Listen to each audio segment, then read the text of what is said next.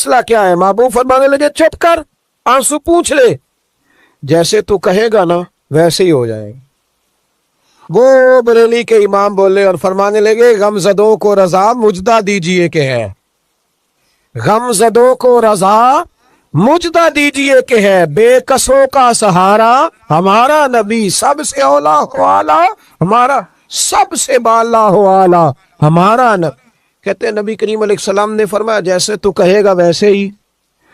کہتے ہیں پھر حضور نا میرا بازو پکڑا اور گھر لائے، تعلق نہیں پوچھا، رشتہ نہیں پوچھا، کام نہیں پوچھا۔ پھر حضور نے مجھے چٹائی پہ بٹھایا، میں کئی دنوں کا بھوکا تھا، دلوں کے حال جاننے والے رسول نے مجھے سرکہ دیا، کھانا دیا، شہد دیا، دودھ پلایا۔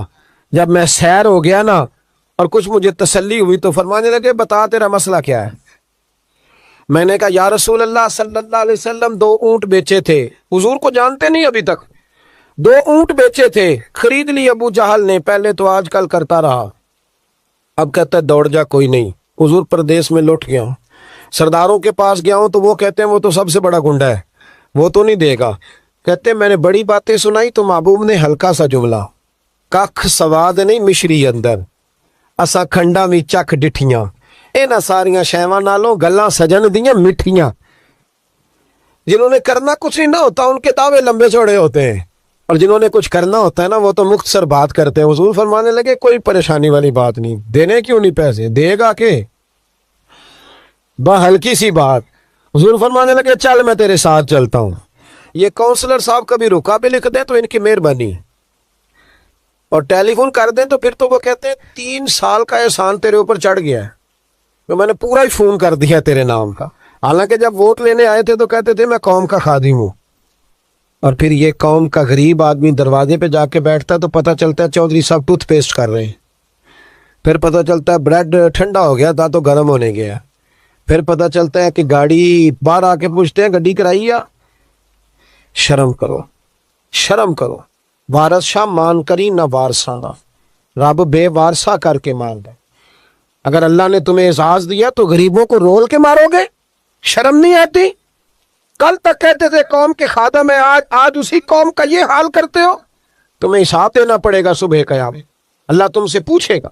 حضور نے فرمایا جس کے ذمے اللہ نے کچھ لوگوں کی ڈیوٹی لگائی، رعایا بنایا، اسے اپنی رعایا کے بارے میں جواب دینا پڑے۔ کہتے ہیں نبی کریم علیہ السلام نے فرمایا چل میں تیرے ساتھ چلتا ہوں، قربان جاؤں۔ کہتے ہیں نبی کریم نے نظریں جھکائی ہیں، سادہ سا امامہ، سادہ سا لباس، اور سارے رستے میں باتیں کرتا رہا، پر حضور نہ ہلکا ہلکا میری طرف دیکھتے پر بولتے کچھ نہیں۔ کہتے میں رستے میں سوچنے لگا کہ وہ تو بڑا گنڈا ہے اور محبوب تو بولتے بھی دھیما دھیما ہے، اس کے ساتھ بات کیسے کریں گے؟ میں 100 باتیں کرتا ہوں، یہ ایک جواب دیتے ہیں۔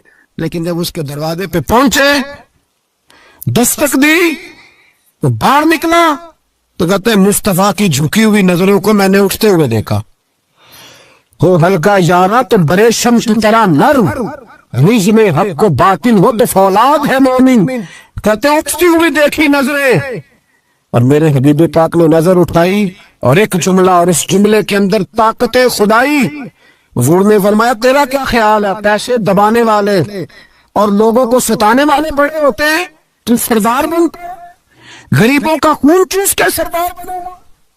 ان بیچاروں پہ ظلم کرتے سے لا اس کے پیسے لا۔ کہتے ہیں اس کی ٹانگیں کانپنے لگی، کہنے لگا جی میں ابھی لایا۔ ادھر سے عتبہ نے بندہ بھیجا، کہنے لگا پتہ تو کرو، پیچھے جاؤ تو صحیح بنتا کیا ہے۔ وہ جاسوس بھی کھڑا ہے چوک، ابھی لایا جی میں، فٹافٹ پیسے لایا۔ بنو عراش کے قبیلے کے وہ صحابی کہتے ہیں نبی پاک علیہ السلام نے پیسے مجھے دیے اور فرمایا ابو جہل تیری آئندہ شکایت نہ آئے۔ کہنے لگا جی نہیں آئے گی۔ کہتے ہیں حضور نے مجھے پیسے دیے، قربان جاؤں محبوبہ تیری شان پہ، میرے